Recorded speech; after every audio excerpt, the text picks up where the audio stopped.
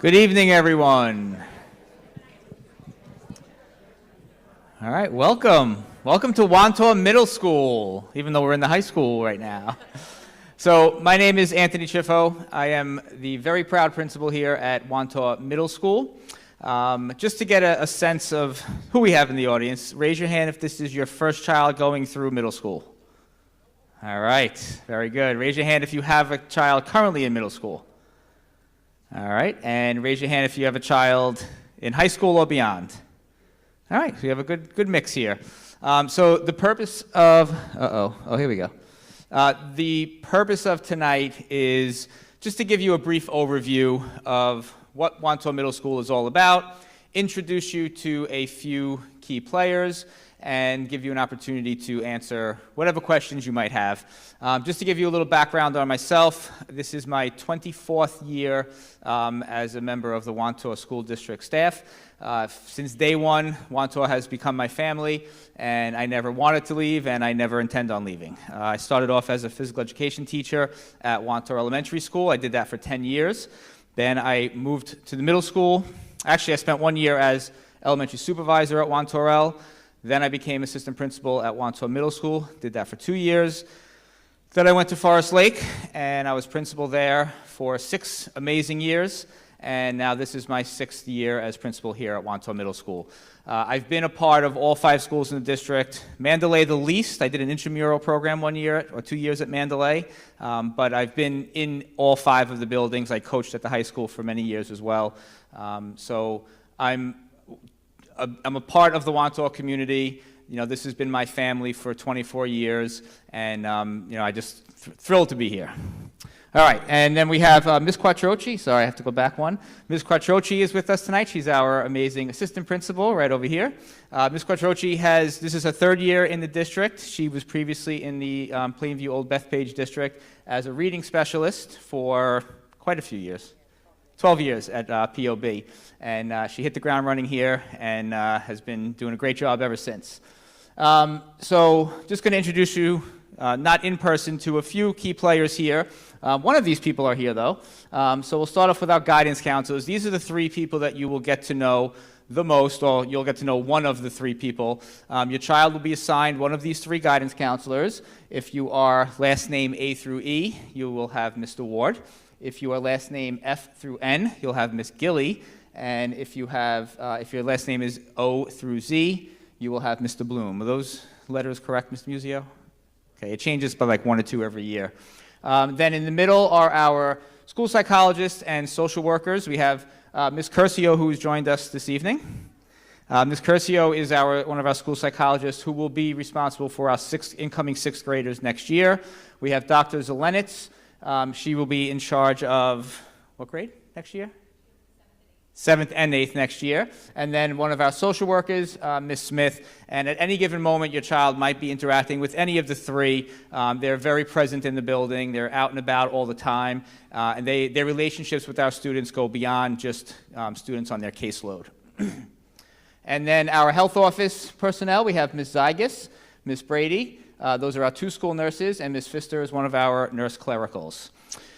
By the way, I forgot to mention, this presentation is being recorded, and you will be getting a PDF of the slideshow in about 55 minutes. I have it set to go out at 8 o'clock, so you're going to get the PDF, you're going to get the link to the live stream, and a bunch of other links that we'll talk about as the night goes on, so you don't need to take pictures of the slides as we put them up. Okay, then we have our department directors. I'll introduce the ones who are here first this evening. We have our assistant director of special education, PPS, and that's Dr. Maura LaChance. You'll be hearing from each of them for a brief period of time tonight. We have our director of humanities, Ms. Julie Rossley. We have our director of fine and performing arts, Ms. Kelly Jones. And we have our director of STEM, Dr. Chris Kozak. And our director of, what's your full title? Executive Director of Curriculum and Instruction, Ms. Carol Ann Winans. And then in the back over there, we have our director of guidance, Mr. Frank Musio. Who did I leave off who's not here? Oh, Ms. Keene is our director of phys ed and health and driver's ed. She is at a conference tonight, so she couldn't make it. And then our Director of PPS, Mr. Stephen Moran. And then we have our Director of Technology, Ms. Penny Curry, who's not with us this evening.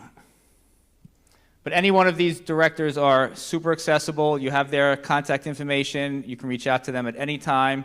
And they're always out and about as well and spend a lot of time in our building. And then, of course, the heart and soul of our school, our amazing staff, teachers. I'm not going to name each one of them. I won't introduce them all. But over the next 3 years, you will certainly get to know each and every one of these educators. We're very, very proud of the staff we have here at Wantagh Middle School. They will certainly go above and beyond for your children, and I'm very proud of them.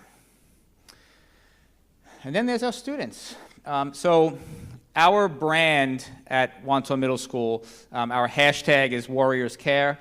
Unfortunately, we might not be able to keep that hashtag for much longer. We're kind of hoping, fingers crossed, that we can maintain the Warriors name. But if we don't, we'll come up with something different. But one thing that certainly will not change is our caring attitude towards your children.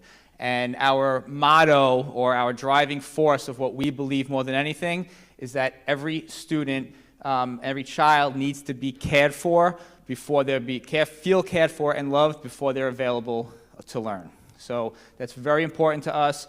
We're all about building relationships. I'll tell you a quick story. When I first started here in this Wantagh School District, I think it was my first year teaching back in 2001. I was brand new, nervous as anything, and my athletic director at the time, Ms. Fran Nacella, asked me to coach girls volleyball. I was a baseball player, never coached volleyball, barely even knew what a bumper set and a spike was. But here I was, not going to say no, so here I was coaching the JV volleyball team. And for those of you who are familiar with Wantagh, volleyball is a legit program in Wantagh. Like, they won the states the first 2 years that I was coaching. I was the JV coach, not the varsity coach. But I went into a program of girls who could play, and they knew what they were doing, and I was terrified. And Fran Nacella pulled me aside, and she said, "Anthony, that quote down there, students don't care how much you know until they know how much you care."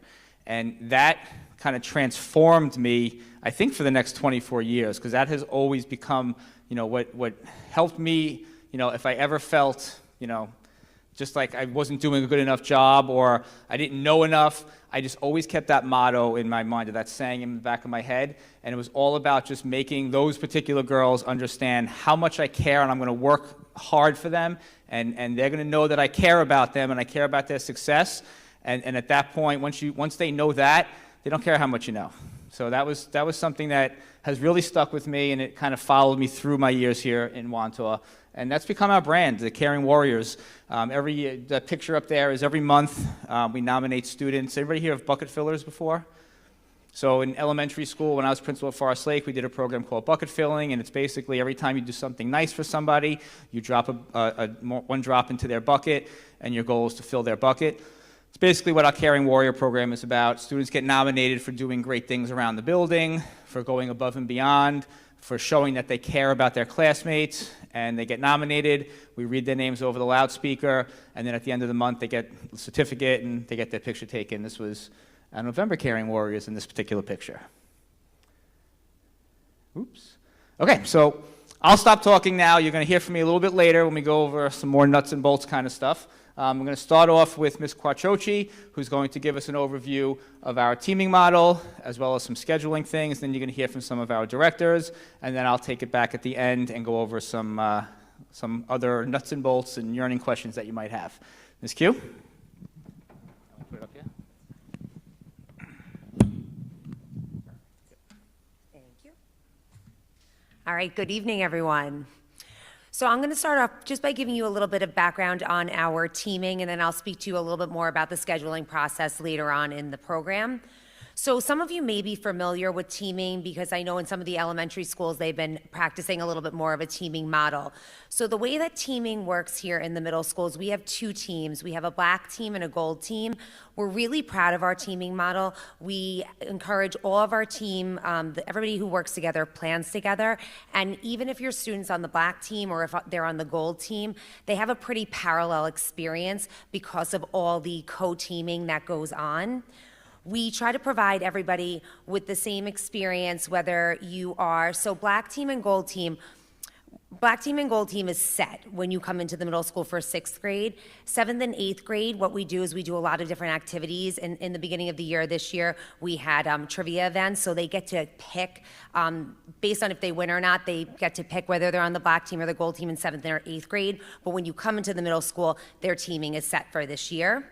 So the black team, you want to go to the next slide? So this is our black team. So you can see they'll travel together in a pack for all of their core classes. So social studies, math, ELA, and science. Your students will be with the same group of students all day long, but their teachers will change as they go from class to class. However, whether they're on the black team or the gold team, no need to worry if they're not, say, with their friends that they're coming with from their elementary school at the moment. They have an opportunity to mix with students from both teams in their non-core classes, their electives and their wheel classes, so in their language, in PE, and most importantly for the students, in lunch. So whether or not you're with your best friend during the day, there are many opportunities during the school day for them to mix with kids from both teams.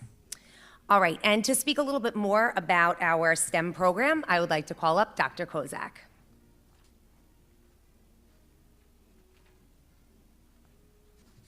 Thank you. Before I start, it's about 2 weeks ago, my wife came home in tears from one of these meetings because we have an incoming sixth grader, and I tried to explain to her. I said it's not that bad, and she's a kindergarten teacher, so she was very, she's very nervous. But just being someone who works in the middle school every single day, it's a fantastic school, and I'm in charge of science, math, and technology. I'm lucky to have outstanding teachers in each department. I'm just going to touch on science. Science gets a little more complicated once you hit 8th grade and then into high school. But in 6th grade, all students take 6th grade science. And our science program adheres to New York State science learning standards, which is aligned to next generation science standards. In grades 6 and 7, our curriculum is designed to build a solid foundation in science, preparing students for more advanced Regents level courses in 8th grade. We emphasize laboratory practices, promoting active learning, where students conduct investigations, analyze and interpret data, and construct explanations based on evidence. It sounds really boring, but I guarantee you, if you come by one of our science classes, similarly to our math classes, these are elementary teachers who love science, and all they do is teach science all day long. So our science classes are a lot of fun. Students are always highly engaged when we visit and pop in. So I think your child will come home very happy about their science classes next year. And then moving on to our math program.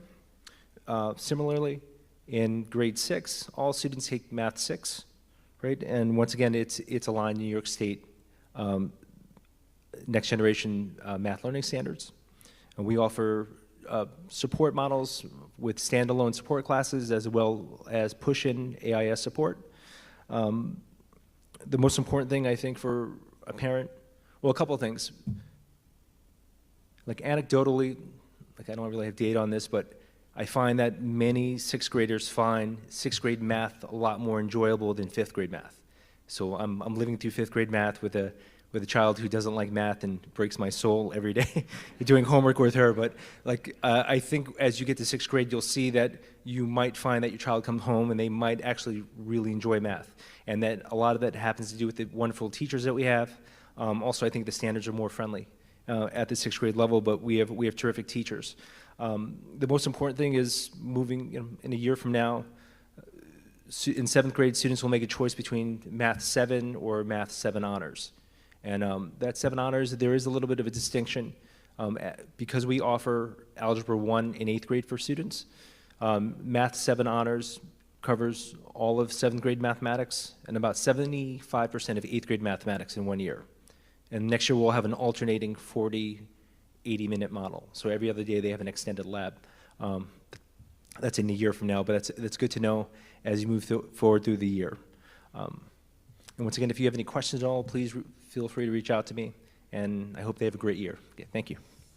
Oh, no, I'm sorry. I'll bring in Mrs. Rosslier, Director of Humanities.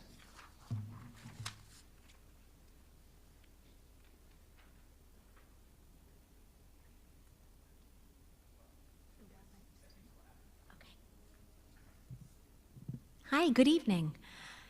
I'm Julie Rossley, Director of Humanities, and I'm really excited to welcome you here tonight. Your children are in for a great time. Sixth grade is amazing, and the students who are in our sixth grade English classes are fortunate to continue learning with the reading and writing workshop model that they currently receive in elementary school. While in English class, students will be instructed and supported by both an English teacher and a reading teacher. Throughout next year, your learners will be empowered with choice when reading nonfiction and fiction texts independently. This autonomy has proven to stimulate interest and enjoyment in reading, helping students to forge an appreciation of literature. During the year, students will write memoirs as well as argumentative and informational pieces in tandem with their reading units, thereby reinforcing instruction of the author's craft, text styles, and structures that they will be studying. Sixth grade social studies is based on the geography and history of the Eastern Hemisphere, including the development of cultures, civilizations, and empires. As they uncover the sixth grade social studies curriculum, students are provided the opportunity to explore the belief systems across time and to examine the foundations of democracy. The course covers a time span from prehistory into the 1300s. The sixth grade social studies teachers encourage students to make connections between the past and the present, as the curriculum is based on big ideas and essential questions that explore how the ancient world impacts our world today. In sixth grade, students will continue their study of world languages, learning both vocabulary and conjugations, as well as the culture and practices associated with the selected world language. This is a shift from the elementary school, where students have learned elements of French, Italian, and Spanish language and culture. Beginning in middle school, students will now focus on just one of the three languages that they have been exposed to over the past 3 years. Once Mr. Chiffo shares the language selection survey tonight, please be sure to complete the Google form to indicate your child's language preference. Thank you. I'm now going to call up Ms. Kelly Jones, Director of Fine and Performing Arts.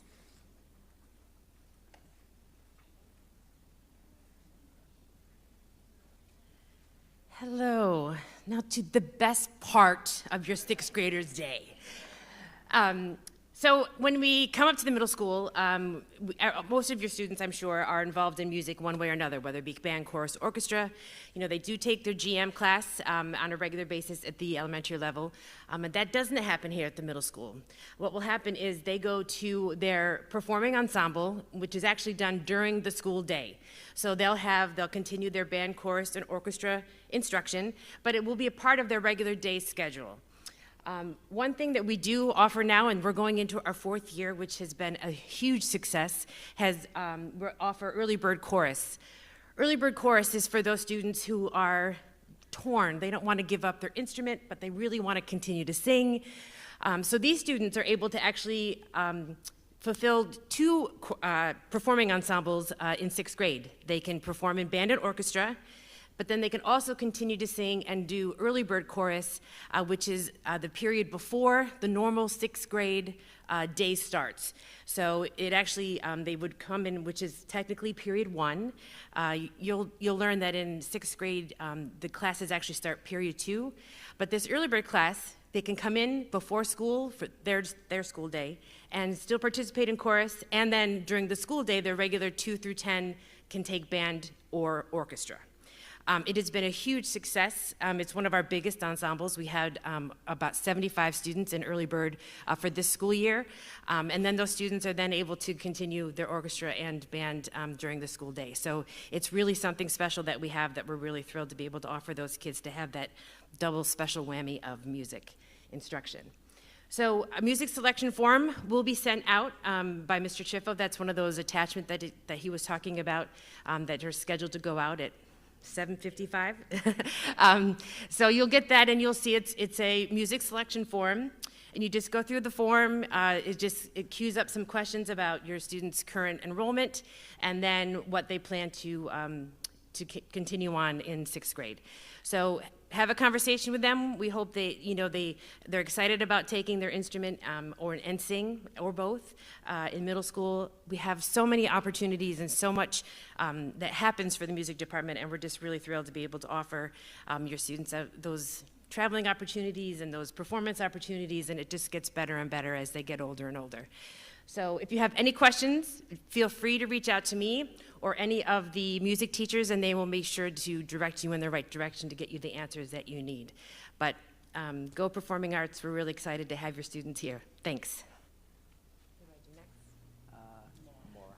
Okay. Now up, Dr. Maura LaChance. By the way, as you can tell from those Bitmojis, Miss Q is a fierce drummer. I actually was seeing those. Well, thank you. Yes, I'm Dr. Maura LaChance. I'm the supervisor for special education. If your child's coming into the middle school with an IEP or a 504, you're probably familiar with a lot of the programs and services that we offer, but in a moment I'll talk to you about how it's just a little bit different once they hit the secondary level in middle school.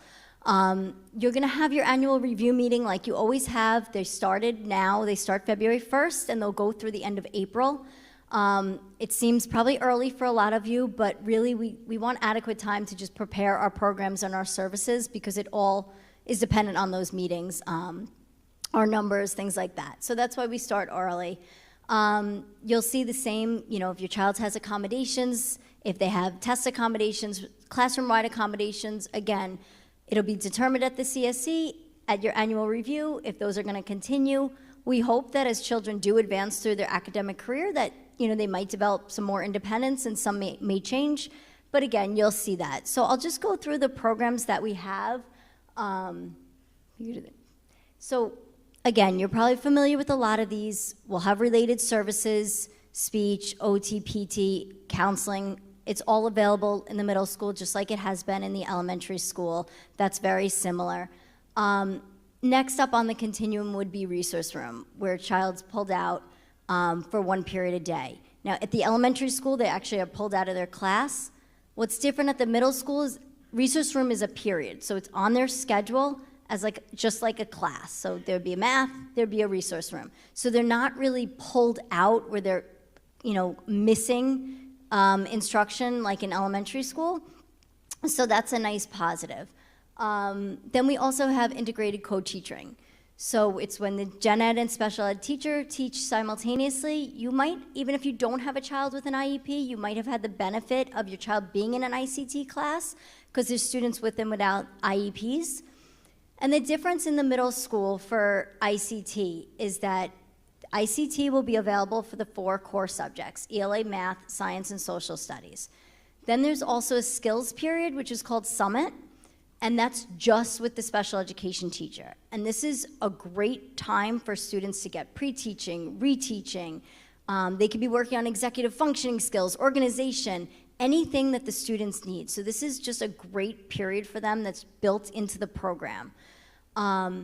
And also then we have our special class, which is capped at 15 students. Special education teacher teaches it. And again, they would have the 4 core classes, plus they have a skills period as well.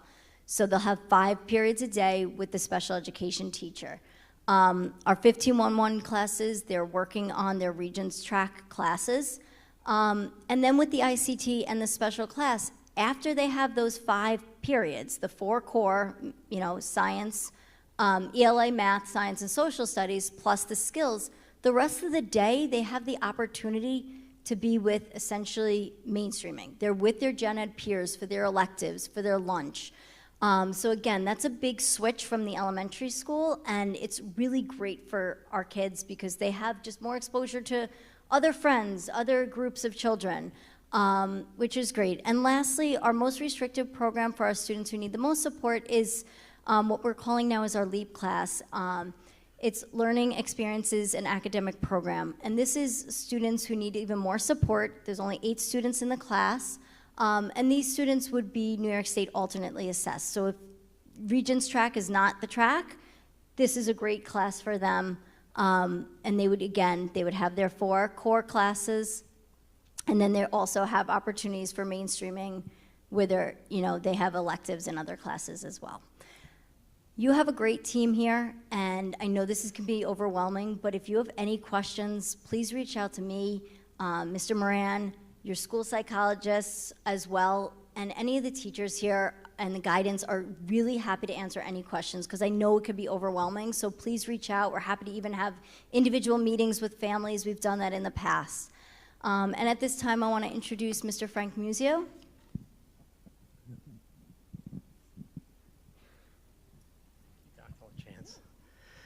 Good evening, everyone. I'm Frank Musio. I'm the Director of Guidance at Wantagh Middle School and High School. And your son or daughter is entering Wantagh Middle School. It's very exciting. How many of you, just show of hands, are doing this for the first time? Wow. Many of you have a child coming into the middle school for the very first time. It's a very exciting time, exhilarating time for your son or daughter.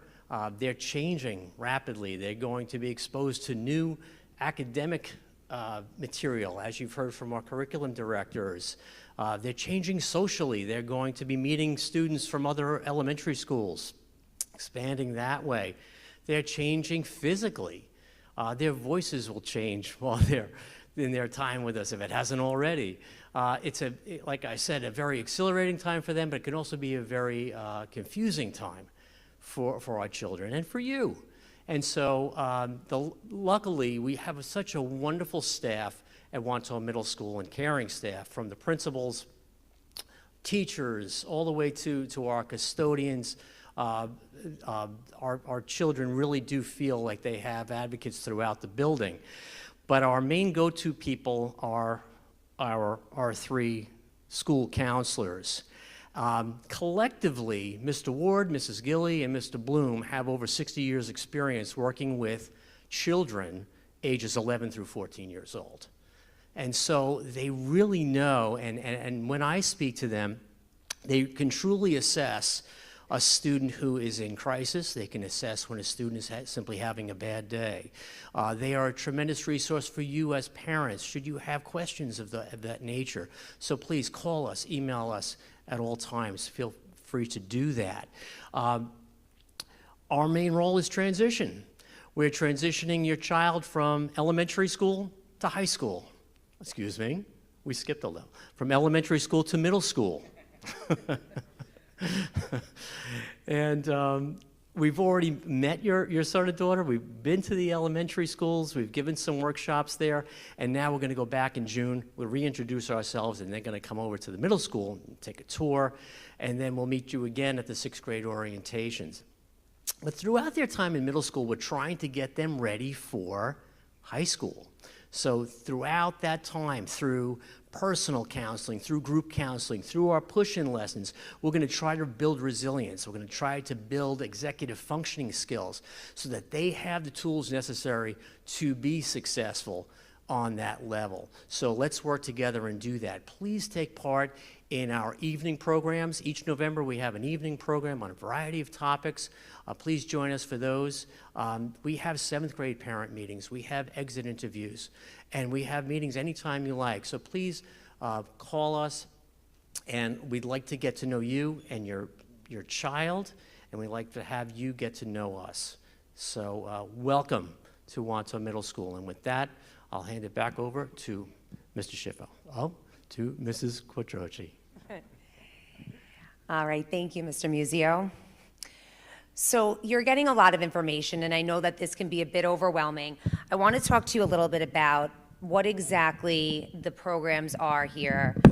There we go.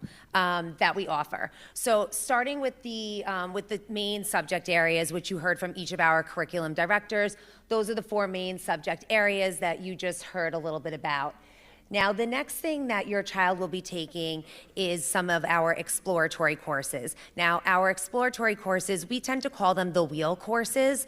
Those are 10 weeks, also known as a quarterly course. So we have art, we have technology, we have home and careers, and we have a computer class. So your child will take that. It'll be different for every child, and they'll be taking it for each quarter. So quarter 1, 2, 3, 4, and then at the end of the quarter, they will switch to the next wheel course. Also in the elective program, we have our world language program, which you just heard about from Ms. Rossley. You'll be filling out the form for which world language your child would like to take.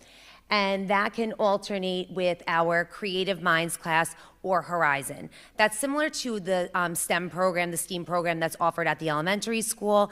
That has projects, critical thinking, and hands-on learning. That's an every other day course that runs for the duration of the school year, so it ends up being a half-year course, even though it runs for the entire year because it's every other day. So that could run alternating with physical education, or as you just heard about, band, orchestra, chorus, or general music. Then we also have other courses that are offered, and those are our academic support services. So these are all of the programs that we offer, but depending on your child's needs and what other support classes they get, every child may not take every course that you're hearing about tonight because they might have some other things that are in their program. But those are things that you'll be talking about very closely with your guidance counselor as your students' schedules develop for next year.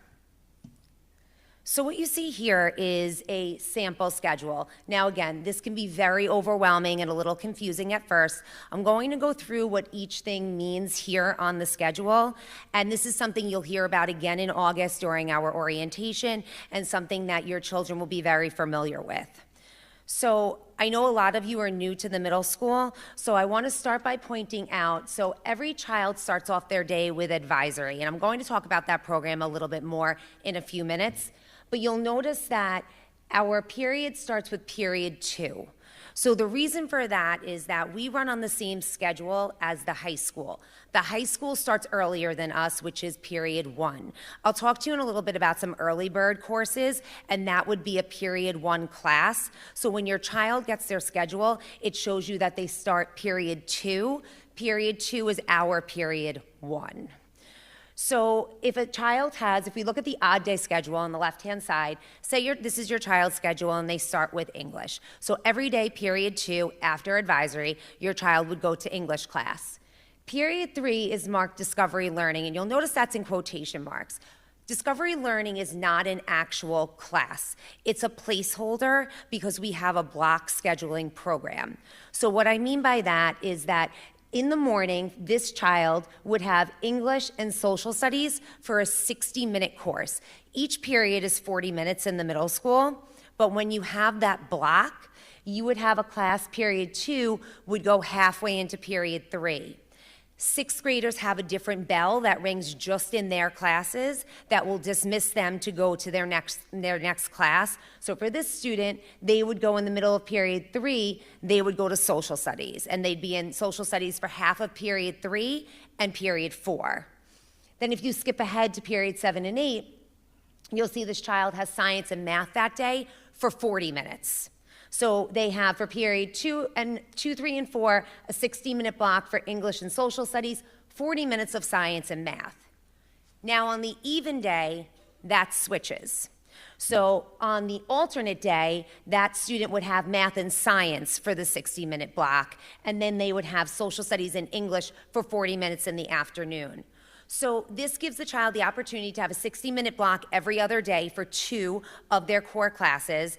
And then this also gives students, some students you'll see, they feel like they perform better in the morning. Some feel they perform better in the afternoon.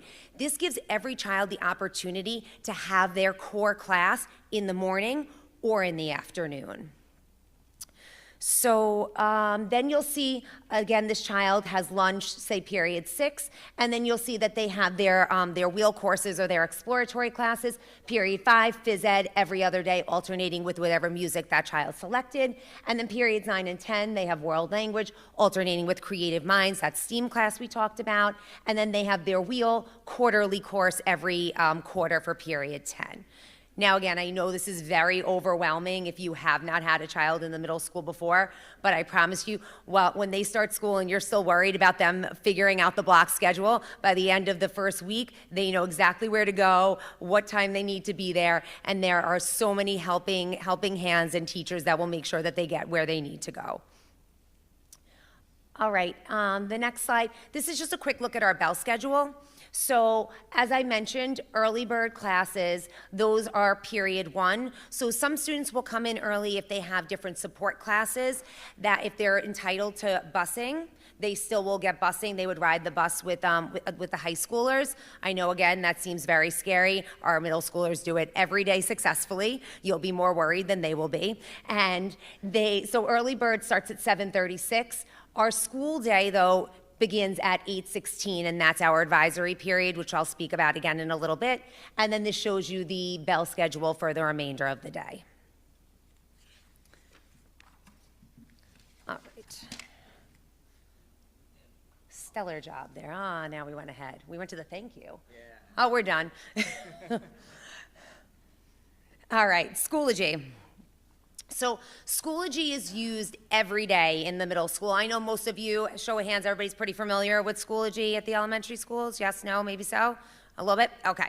So we have videos on our website. If it's not something that you're familiar with, we have technology videos on exactly how to access Schoology. Schoology is also an app, so it's very easy to access.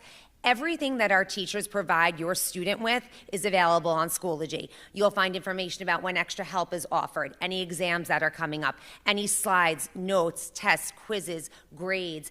Everything is posted on Schoology. If you need to communicate with a teacher, a lot of the children will do that through Schoology messaging as well. It's very easy to access, and it has everything from their daily courses on Schoology. Next is Infinite Campus, so that you should also be familiar with from elementary school. This is used for more formal things. Our grades are posted on Infinite Campus, attendance, daily attendance, their schedules, when their schedules come out, as well as any formal report cards. So if you need something up to date, you want to know what their grade was on their most recent assignment, you'll use Schoology. That's more of the in the moment type grades, where Infinite Campus, the grades are synced typically weekly, sometimes bi-weekly, but that's when you start getting their grades for their report cards. That's when you'll be accessing Infinite Campus. So next is our advisory program. This is one of my favorite times, if not my favorite part of the school day. So our advisory program is something that's really near and dear to our heart. Each teacher in the building has an advisory. There's about 8 to 10 kids in every advisory, and it's mixed grades. So your child coming into their advisory program, they'll be with the same teacher, 6th, 7th, and 8th grade. They will start their morning with that teacher for the remainder of their middle school career. And they have the opportunity during this 10-minute block of time to get to know students in other grades and other teachers that maybe they would never have in their academic career in the middle school, and students that they may never cross paths with if not for advisory. It's 10 minutes. Mr. Chiffo mentioned earlier about our Caring Warrior program. We do the announcements in our advisory. Students sign up, 6th, 7th, and 8th graders. We have a whole calendar filled up months to come for our students, and a lot of 6th graders, you would be surprised, who volunteer to want to come and help out with the announcements. We read and announce a Caring Warrior every day. We have our daily bulletin, which is anything fun that's coming up in school for that day. You can access that as well. It's on our main webpage. When you go to the middle school page and you scroll down, you'll see the daily bulletin, so you could see anything that was announced on our announcements that day. Friday, we do a really cool activity, Name That Tune. If you are on any of our social media, you may be familiar with that. We go old school back to like the Z100 days when you play a song and you have to guess who the title and the artist. The kids and maybe sometimes the teachers, more even than the students, get very competitive over the winner of Name That Tune. So they dial in, they have a number, it's in our advisory, our students man the phone, they answer it, we play a tune, and then the winning advisory comes down and they get a prize. And it's something that the students really look forward to. So these 10 minutes in the advisory, it's really a getting to know you time. The teachers get to know the students. It's a safe place. There are a lot of great discussions that happen. There are activities. Sometimes they're advisory wide. We do the Wordle in our advisory every day. We do connections. We get very competitive with doing a lot of different games, and it's a really special time. So I look forward to hearing how much your children enjoy going to advisory on a daily basis. All right, lockers. So this is something that the students, and maybe you possibly as well, they get the most excited about having a locker and then also the most anxious about having a locker. So you can see on the left we have a September locker. It looks beautiful. And then we have a December locker on the right-hand side. They look a tad bit different. So keeping your locker clean is something that we really encourage. You are also welcome to come in and decorate your children's locker at the end of August when they come in for orientation. I always say their lockers look better than my office. The things that they have hanging up in there are wild. Some of them light up.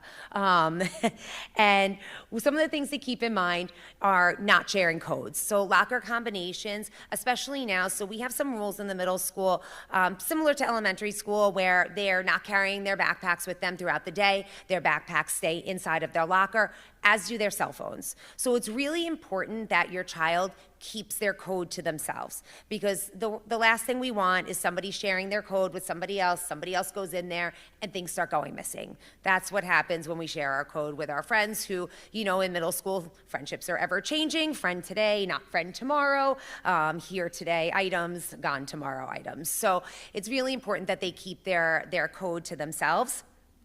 Again, and in their locker, their cell phones must stay in their locker. They are not allowed to use them throughout the school day.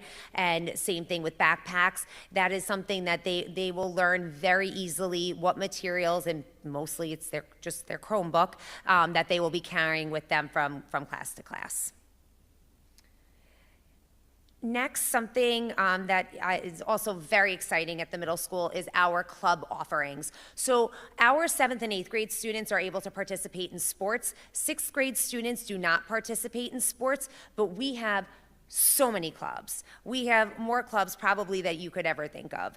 And something we started this year is a club fair. So in the beginning of the school year, probably at the beginning of October, we have a fair in our gymnasium, and every single club that we offer, and students and the advisors have displays, and it represents all of the clubs that we have to offer. Students get to walk around the gym and check out all the different things that we have. We offer everything from podcasting to robotics to yearbook to crochet club to chess club. I mean, you name it, we probably have it. And if we don't, we're always looking to offer something. If your child's looking for something and we don't have it, let us know. And if we have an advisor to run it, we will run it. So we have a ton of things. There are weekly clubs, bi-weekly clubs, monthly clubs. And then on our school website, something else that we have under the extracurricular section is a calendar. Now, why is that important?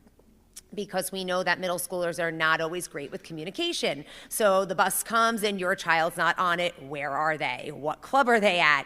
So if you look at the extracurricular page, it is updated on a pretty consistent basis, and it will tell you what clubs are running, when, where, and if you click on it, it'll even tell you sometimes if they need something specific for the club that day.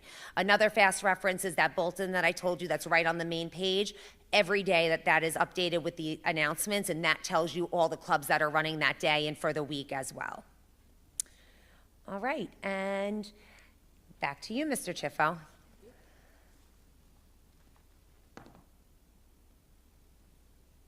Just want to show you one quick thing. So on this, you'll get this slideshow sent to you. If you just click on clubs, that will take you to our website, and then you click on clubs again, and you will see a list of all the clubs that we offer this year. And then if you click each one, we don't click them now, but if you click each one, it'll give you a little bit more information about each club. And just to reemphasize what Ms. Q had said, I highly encourage your children to get as involved as possible with as many clubs as possible. 6th graders are not allowed to join sports. Hold on one second. Okay, 6th graders are not allowed to participate in our sport teams. That starts in 7th grade, but they are certainly highly encouraged to get involved with the school community, and one way to do so is through our amazing club offerings. All right, so layers of support. So basically, it's important for you to understand who you need to go to whenever your child has an issue or a concern, or if you have a question or a concern. You know, middle school is an interesting time for youngsters. I always say we're trapped in the worst 3 years of every child's life, and it's true. I mean, I have my own children. I have a 9th grader and a 12th grader, so both of my children went through the middle school years, and they come in as 6th graders, and they're like little babies, and by the time they get to 8th grade, you cannot believe the transformation they make in those 3 years, and they're true young adults by the time they get to 8th grade, and when I tell you, it's messy getting there. It's not going to be easy. It's not going to be fun. There's going to be tears, but we're here to support you, and we're always here to support you. So if you have issues in class, curriculum-wise, the first person that you should reach out to is always your teacher, your child's teacher. Then you can always reach out, as Ms. Musio said, your counselors are always there for your child. They're interacting with them all the time. They're going to call them down to the office many times and touch base with them. So they're a go-to for your child, but also for you. Of course, advisory, your advisors, your children's advisors, you can always reach out to them if you have any questions or concerns. That's like the first adult that your child's going to form a really positive relationship with. And as Ms. Q said, my favorite 10 minutes of the day as well. I love my advisory kids, and I would never give that up for anything in the world. Our school nurse, if it's a medical concern, obviously, just on the school nurse, if you have medications or anything like that, you'll have an opportunity on orientation day to drop those off as well. Any questions, she's always available. Our school psychologist, of course. Then if you're not happy with any answers you get from your teacher, if it's curriculum related, you can always reach out to the supervisor director, Ms. Q, our assistant principal, and then of course myself. Depending on the issue will really dictate who you reach out to and when you reach out to that person. But like I said, we're a team, and we're all here to help, and we all communicate. Our guidance team, we call our guidance and psychologists and social workers team the helping team, because that's what we do. We're here to help. We meet regularly as a group. Myself, Ms. Q, our psychologist, our guidance counselors, our school nurse. We meet once a week for about an hour and a half every week, and we just talk about, you know, great things that are happening and also student concerns and issues that are happening and ways that we can help when we formulate plans on how we can help your children. In terms of communication, our doors are always open. You can always call us. If you email us or call us, we'll always get back to you. Most of the time within 24 hours. If it's a Friday, it might not be 24 hours, but 24 work hours. So by Monday, you'll hear from us. You're going to get a weekly email from myself and Ms. Q. We call it the Warrior Week in Review. Don't know what we're going to call it next year, but it'll be same premise, a week in review. It gives you any kind of flyers from our 612 Association, any important information, any important dates coming up. I'll remind you to check out social medias pages, which I'll get into in a little bit. But you'll hear from us in some sort of communication on a week-to-week basis, and you'll get constant reminders for any exciting things that are happening in the building. Social media, I have another slide for that, so I'll talk about that in a second. And that's it. But like I said, our doors are always open, so just don't ever hesitate to reach out to us with any questions. Here we go, social media. So we're very active on social media, and our philosophy is, you know, the social media world can be a little scary, and we have to model the appropriate way to use social media for our youngsters because, you know, and we do a lot of teaching on, you know, how to make good choices for students who are using social media, and it's the worst thing in the world, but it's also a great thing, and it's a great way to communicate. It's a great thing, a great way to share some of the great things that are happening in the building, because I know when my kids come home from school and I say, "How was your day?" I'm lucky if I get a good. You know, and what'd you learn today? Anything exciting happen? I get a shoulder shrug. Yeah, no, it was great, it was good.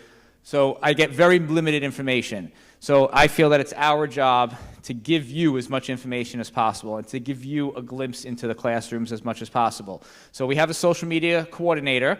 Her name is Ms. Longo. She's one of our 7th grade science teachers.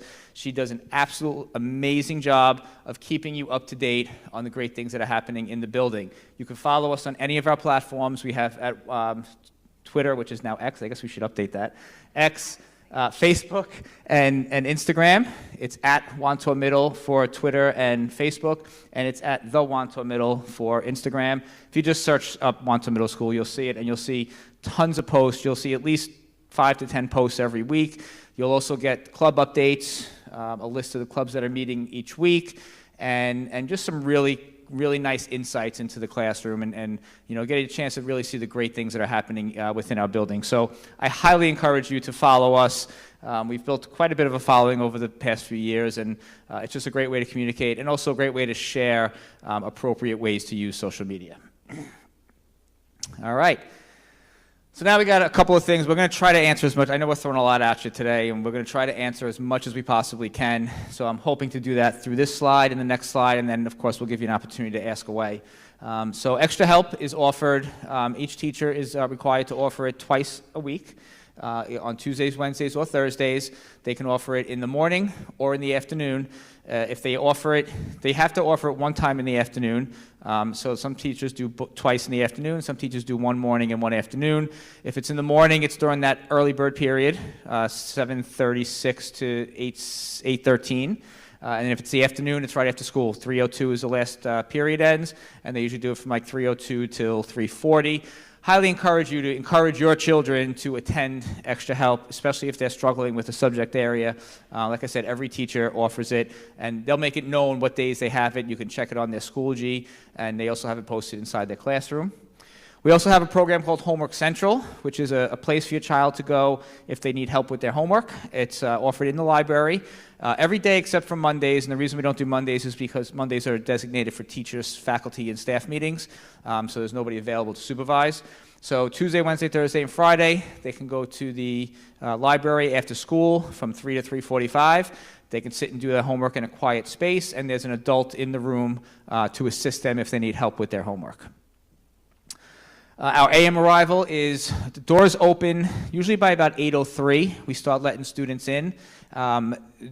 Just jumping down a little bit to IDs, every student's going to be required to carry an ID with them next year, and they're all going to get a lanyard. You guys don't have IDs in elementary, right? Right. So that's going to be new to them. So they're going to get a lanyard and an ID with their picture on it. It's going to say their grade and their name and have their picture. And they're required to have that ID with them all day, every day. And they actually use it to scan into the building when they come in. So the first thing they do when they come in the building is scan in, and then off they go. And that just helps us keep record of everybody that's in the building. Teachers still take regular attendance, and we're implementing the scanning of the IDs in more and more areas around the building. When the child goes to guidance, they scan in. When they go to the nurse, they scan in. When they go to lessons, they scan in. So we're slowly but surely implementing more and more. September will be our third year with IDs. This was the first year that we actually started having them scan. At first, it was just show your ID. If your child doesn't have their ID with them, they get what's called a strike. It's no big deal. We still let them in the building. They just have to go to the front desk, and we print up a temporary ID. It's like a sticker that they have to wear, and they wear that for the day, and then they have to bring their ID in the next day. If that happens 4 times, after the 4th time, they get a detention. A detention for an ID is not a disciplinary detention, meaning it doesn't go on their Infinite Campus under the discipline tab, and it doesn't list as if they had a disciplinary referral, but it's just a little bit of a way something has to hold over them so they remember their ID. And you'll see there are some students that are going to forget a lot for the first few days, and then eventually they'll figure out a system that works best for them. And it's all a part of the learning process. It's all about, teaching them to be responsible and giving them more and more responsibility. And kids will come up with a plan in order to make sure that they don't forget their ID each day. So the doors open at 8:03. They come in. They go to their lockers. They get themselves situated. By 8:13, we have a warning bell. That means start getting yourselves to advisory. And then by 8:16, the advisory bell rings, and they should all be in advisory by that point. And like Ms. Q said, it's a 10-minute period. Cell phones. Students are not allowed to carry cell phones on them in the building. They can have them in the building, but they have to keep them in their lockers, in their backpacks, in their lockers. So that was one change that we made. We moved from backpacks to no backpacks 2 years ago. It really worked out nice, and there's a lot of reasons for why we asked students to not carry backpacks around the building and to keep them in their lockers. And one of which is really just helping them to teaching them to organize themselves. Now they can't just carry all their stuff and lug it around. Now they have to actually think about, okay, I have to go to my locker, got to plan for the next 2 periods. What do I need for the next 2 periods? Go back, and it just helps them become a little bit more responsible human beings. So along with that, we implemented the no cell phone rule. We were finding that the cell phones were getting a little bit out of control. And we've always had a no cell phone rule, but we allowed them to carry it on them. We just didn't allow them to use it. By allowing them to carry it on them, we found that they were sneaking them, they were using them in their classroom when the teacher wasn't looking, they were going to the bathrooms and they were using it. The bathroom traffic was tremendous, the hallway traffic was tremendous. Lunch and recess was getting bad, kids were using it at lunch and recess. And they're not equipped at this age to have this with them all day long. Okay, we understand the need to have them on them or have them in their vicinity, in their locker, but keeping them on them was proving to be too much of a distraction. And the feedback that we're getting from our staff this year, after not allowing them to carry their phones with them, has been tremendous. Very positive feedback, and you know, the level of engagement has been higher. Students have been less apt to leave the classroom and to go to the bathrooms because they were going to the bathrooms to text their friends.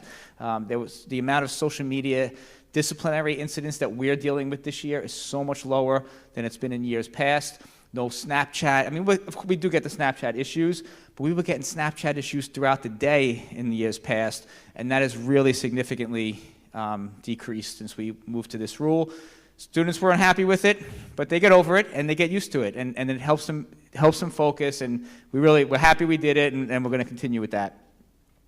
And then Sixth Grade Academy is a social emotional learning SEL program that we put together 2 years ago. We put the committee together, and we came up with a number, probably like 24, 25 different lessons about various things: organizational skills, social media stuff, all kinds of lessons that students don't necessarily get in their core curriculum classes. And they get these lessons once or twice a month from various teachers throughout the building. So one month their science teacher might be teaching them a Sixth Grade Academy lesson. Next month their math teacher will do it, and their phys ed teacher, then their art teacher. So it goes on ongoing throughout the year, and it's a nice little curriculum, really just teaching them about life skills. That's really the goal for that. Did I get everything on here? I think I did. All right, so that's most of the information. So what's next? You heard about the music and the language forms. In about 3 minutes, you're going to get an email that says, thank you for coming. It's also going to give you a link to this presentation. It'll have a link to the live stream if you want to rewatch it again. And then it'll also give you links to our curriculum guide and links to our music and language choice forms. So your job is to have that music and language choice form filled out by Friday, and it takes literally 5 minutes to fill them each out. They're very, very simple. You're just choosing what language you want, choosing what performing group you like to be in. Then we have our August orientation. Excuse me. You'll be hearing about that. You'll get emails about that throughout the summer. Usually it's the last week of August, right before school starts, or the second to last week around there. And we invite your children in. They get to tour the building. They get to decorate their lockers. They get to put their stuff in their lockers. You get to walk the building with them. It's a nice little program. It's just in and out an hour and a half, and it's really just giving them a chance to get comfortable with the building. They're also going to visit us sometime, probably usually in May, early June. Each school will come to us. They'll get a chance to hear from us. We'll have them they'll take a tour around the building, and they'll have a chance to answer any questions that they might have. Our guidance counselors, as Mr. Musio said, have already started visiting the classrooms, and they'll also be there the day that the students come to visit us, and they have more visits planned. And I think that's about it. Did I miss anything? All right, so we're so excited to have our new sixth graders coming in. Like I said, when they come in, the first week they're like so quiet and scared, and they realize pretty quickly what a great place Wantagh Middle School is, and how caring the educators and the staff members are, and they loosen up real quick, sometimes too quick. But it's a great place to be. We're so excited to have you, and welcome to the Wantagh Middle School family. And we'll take some questions now. So I'm going to, for the purpose of the live stream at home, if you have a question, I'm going to come run to you, and if you can just ask the question into the mic, otherwise the people at home won't hear what the question was, and then one of us will be on hand to answer the question. So we had a question here? I'm a middle school teacher, so forgive my specificness. Their lunch periods, how does it work? Does the whole grade eat together, the same lunch, the same recess? And also, how many chairs are at a table? I know choosing your table the first week of school, that's it. You're set up for the rest of the year. So I want to be prepared for that. Terrific. That's a great question. Middle school lunch. So that's actually a really great question and something that I should have mentioned earlier when I was talking about lunch. So lunch, we have a really great system for lunch. We have two areas. One is for eating, which is the downstairs cafeteria, and then upstairs we have a game room. So students have 20 minutes to eat, 20 minutes for recess. So let's say in the first day of school, they'll sit by team. Black team will eat first, and gold team will eat second. They have 20 minutes and then they switch. The students have the opportunity to then pick who they want to sit with. As far as seating at a table, we did something different this year with our tables, and we lined them up as a long row, so it alleviated this seat issue. There's no longer where we used to have like 10 kids they could sit at and they'd be falling off the side because everyone wanted to sit. Right? We really alleviated those problems this year because they just run the entire length of the cafeteria, so that's no longer an issue. So then they get to eat for 20 minutes, and then the other 20 minutes they either can go upstairs where we have a game room, we have ping pong tables, air hockey tables, we have foosball, we have video games, we have like the arcade video games, we have board games, and then we have a place where you could just sit and chat. Or you can go outside where we have a recess coordinator, and that individual organizes games outside where we have some lunch monitors outside and teachers, as well as somebody who it might be, say, soccer one week, football games the next, we have Can Jam, like you name it, we have a ton of different activities going on. So they can either stay inside in the game room or they can go outside, and then it's 20 minutes at one, and they can either go to recess first, and they'll pick. So it'll be that way for the whole year. So if they choose to eat first, then they're eating first for the whole year, and then they have recess. Or if they choose with their friends, they want to go to recess first, and then they could eat second. I can't believe we have to make a slide for that next year. I can't believe we left off recess and our lunch program. We're very proud of the game room that we have and the fact that we have a recess coordinator. Of course, a former phys ed teacher is going to have a recess coordinator for recess. But we're very proud of the game room specifically. We started that about 3 years ago. It was a vision that we had for a few years and just wasn't able to kind of put it together. COVID kind of put a damper on it for a while, but we were able to secure some funding, and it's really amazing. You know, when you're in the building for the tour, make sure you make way up to the upstairs cafeteria. We got, like Ms. Q said, air hockey, ping pong, Giant Connect 4. It's really a unique space that I don't think many middle schools or middle school students get to enjoy, but we're very proud of it, and it really makes recess fantastic. Great question. Any other questions? All right.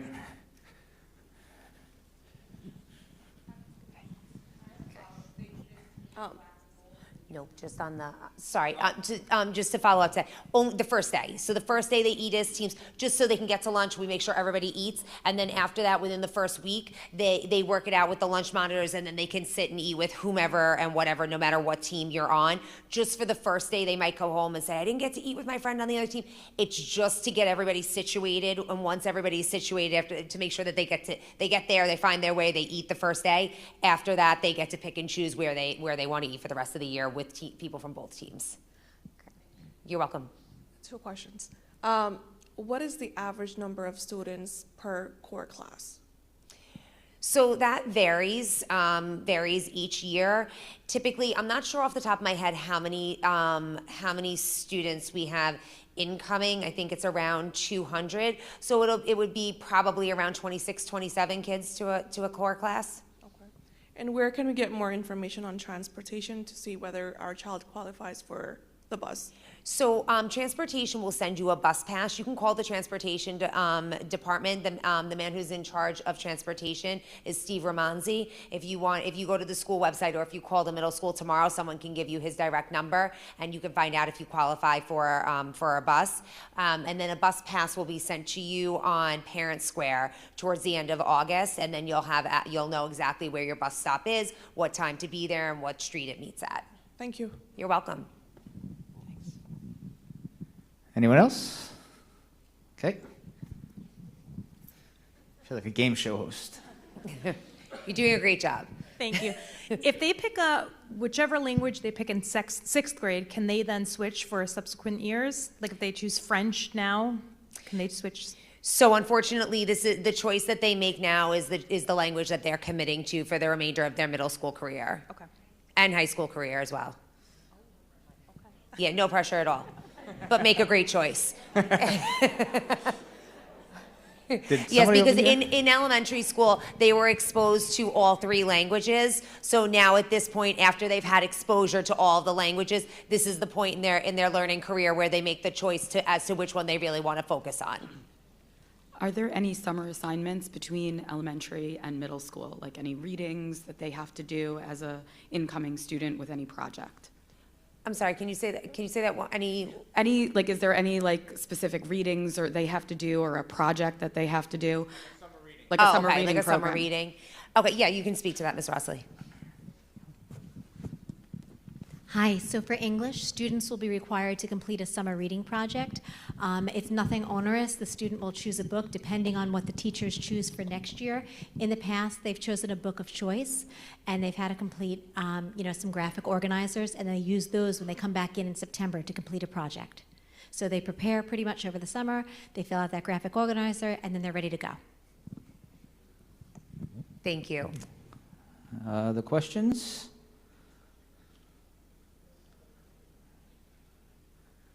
Wow, we must have done a really good job here. All right, last chance. Nothing else? Oh, wait, here we go. We have another one. Are they keeping the Chromebooks they got in first grade, or are they getting new ones? That's a good question. Yeah, that is an excellent question. I'm not sure off the top of my head right now what Ms. Curry's plan is for their Chromebooks as they enter the middle school. But if you'd like, you can either shoot Ms. Curry an email or send an email to myself or Mr. Chifo, and I can look into that and I'll get back to you on that tomorrow. I know that they do Get new ones at some point Yeah, in at some time. point. I'm just not sure at what year they did it. I don't want to misspeak. I'm not sure off the top of my head. But also, keep in mind, if you don't have a question right now, but you go home and this all starts going through your mind because there was so much information you got tonight, please don't hesitate to reach out to any of us. We have one more question over there, too. But please know, we've all said it, but we sincerely mean it. Reach out to any of us with any questions, and we will get back to you. How you doing? In regards to the security of the school, do you guys have alarms and all that stuff that was implemented in Forest Lake and other schools? Do you have a system in place now for that? Mr. Chifo, you want to speak? We don't have the doors are not alarmed as of now. We have 3 security guards who are in the building. They are assigned various spots in the building. We have one security guard that's at the main entrance at all times, and then we have a security guard that roams the main floor and a security guard that roams the second floor. I don't know what the plans are for the district to do alarmed doors.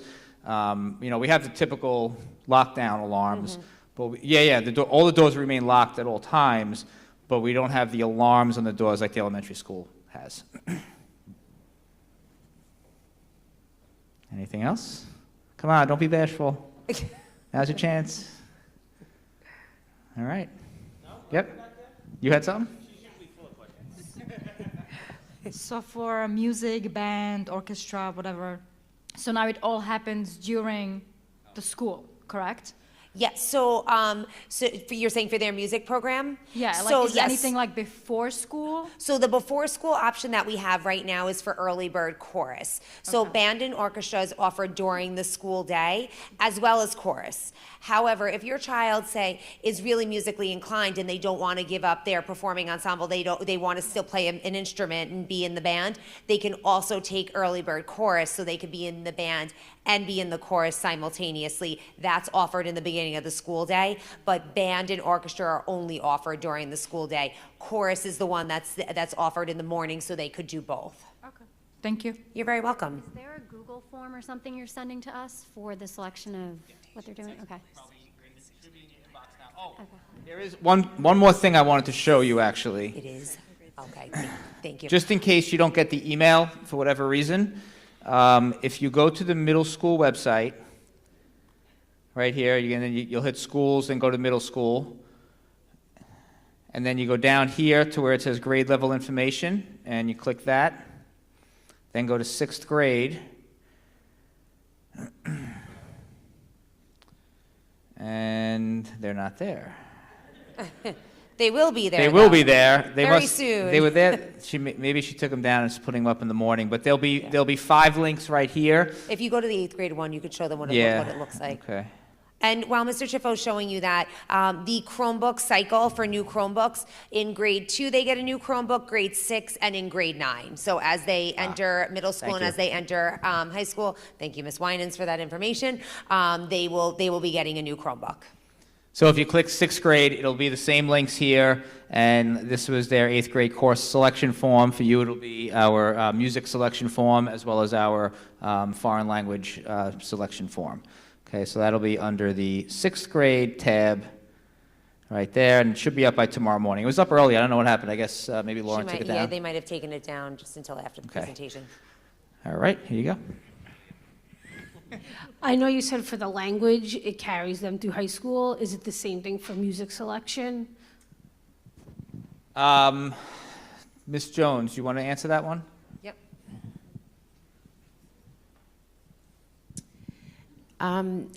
So no, not necessarily. Students are able to, especially in middle school, we do our best to find them the right location in elementary school. But if they get up here and they say, band is not for me, I just want to sing, absolutely they can go to chorus at any time. So that's pretty much the way that we work it. It's always harder for instrumental students to catch up, but that's never a no from us. We're going to work with your student to get them into their best place with their best instrument selection, and we are pretty flexible with making sure that they get to their right location with their right instrument in hand. So it's never a hard no. We're going to work with you and with your student to make sure that they get the right placement, but it is not as you're in band, sign here forever and a day. No, we will make sure that we get the right place for your student. Thank you. She should stay. So do you have to make a selection of band or orchestra or chorus or a combination of chorus and band or chorus and orchestra? Or is general music also a selection in addition to those 3? Okay, so so general music is an option as well. As with any course that we run, we need a certain number of students in order to run the course. But yes, general music is being offered for next year. Yep. Yes, so there is a requirement to take a music in 6th grade.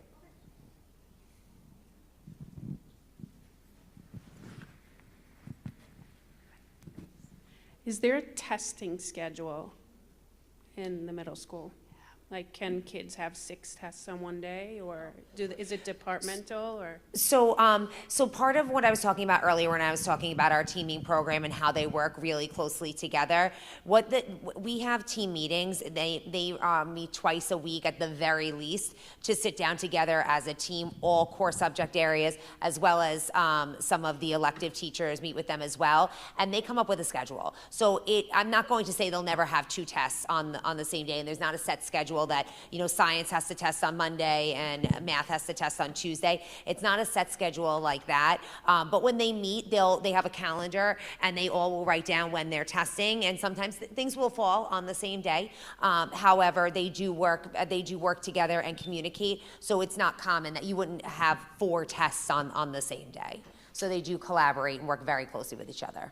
Yeah, back in the day, they used to have like a Monday, Wednesday can only be math and science, Tuesday, Thursday could be social studies and English. Since we've implemented and really committed to the teaming model for all 3 grade levels, that really, the need for that has kind of gone away because the teachers are collaborating so often, on their curriculum and on their students, so the need for that has kind of gone away. As far as discipline goes, who takes care of most of the disciplinary actions? Is it you guys? Is there a dean? Who is in charge of most of the discipline? So it's a team effort. We have deans who right now, it's not a dean position, it's teachers, it's a duty for a teacher. So they're in the dean's office, each period is a different teacher. They handle the smaller things. If a kid gets removed from class, if a kid has IDs, their fourth ID strike, if they have a cell phone violation. Those smaller items our deans will handle. Sometimes they'll handle like lunch detentions, things like that. If a kid gets in trouble at lunch, a monitor will send them down to the dean. The bigger infractions, Ms. Q and I will be involved with, and we get pretty heavily involved. We work very closely. We'll have the help of our guidance team just to get information. No disciplinary decisions will come from the guidance department. All decisions will come from myself and Ms. Q, but we'll handle most of the after-school detentions. Deans could handle some of the after-school detentions. In-school suspensions and out-of-school suspensions will always be handled by us. And even, some bigger disciplinary issues, if it doesn't lead to a specific consequence, but it's something that, we feel like we need to get involved with, a bullying type thing, harassment, anything of that nature, we'll always get heavily involved with. And our deans will always keep us up to date if they got involved with the situation that we weren't available for. But there's a lot of hands in the pot, and it really is a team effort. And we try our best to involve the parents. Middle school kids make mistakes. They're going to make mistakes in middle school, and those 3 years are their 3 years to make those mistakes and to learn from those mistakes. And we really try to treat it as a learning experience. We have to teach them right from wrong, and there are certain things that, we have no choice. Our hands are tied. We have to give consequences for. But we ultimately, we do a lot of restorative practice where we try to have them do assignments on, if there's anything racial or bullying or harassment or anything like that. We do try to implement assignments for our students as well on top of a consequence, because ultimately it's about learning and about that learning experience. And then when we do give a significant consequence, we always make an effort to make sure we build that child back up afterwards. If a student's suspended, when they come back to school, they're not going to come back to school with our backs to them. They're going to come back to school, they'll be coming to us with our arms wide open, and, we want to pump that student up and have conversations with them and make sure that they understand that we understand they made a mistake. Kids make mistakes. We even share that we've made mistakes growing up as well, and it's okay as long as you learn from those mistakes. There's no hard feelings, and it's a clean slate when you come back. Anything else? All right, everybody. Thank you very much. Have a Look great forward to night. get to know your children. Thank you for coming.